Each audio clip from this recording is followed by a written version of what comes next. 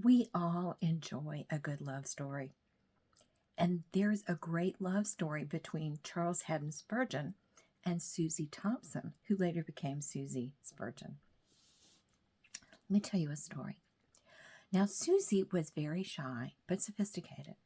Charles Haddon Spurgeon had set London on fire when he came to New Park Street Chapel in 1854.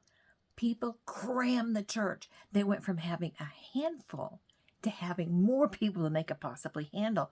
And they had to hire a hall outside the chapel to hold the people that wanted to hear him. So on one occasion, he was asked to speak at a lecture hall called The Horns in Kennington. It wasn't very far from where she lived in St. Anne's Terrace. He asked her to accompany him, and she was delighted. So they had lunch together, and then they took a cab to the Horns.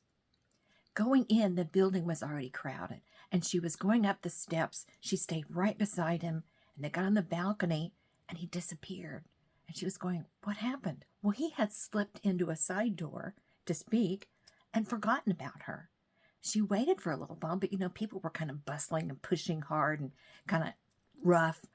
And she finally lost her temper, because in that day, a date did not forget you. You just didn't do that.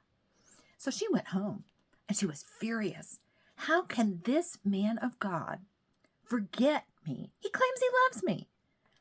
Well, her mother met her at the door and said, why are you home so early? And Susannah said, he forgot me. I can't believe it. She was furious. And her mother tried to explain to her that Mr. Spurgeon was kind of a special man, and she needed to understand that. People were getting saved all over the city. Well, after the service, Charles Haddon Spurgeon suddenly realized he had no idea where Susannah was. And he panicked, searched the entire building, and then he rushed home to where Susannah lived. And Mrs. Thompson met him at the door. And he was going, where is Susie? I can't find her. And then she explained what happened. And she called Susie downstairs. And he was finally able to get Susie to tell him how she felt, because she was very upset. Well, he was horrified, and he apologized. But he said, I need you to understand that you're going to have to let me go. As a pastor, my job is important. I'm preaching the word. I'm going to be called to speak other places. I'm going to be called to a bedside in the middle of the night. You're going to have to let me go. And Susie had to decide if she could do that. And she thought for a minute. And then she realized how much she loved him, and that she would have to agree to that to let him do his ministry. They had a robust kind of love that is not anything like the syrupy romantic stuff the media puts out today. Let me read something to you. This is out of 1 Corinthians 13.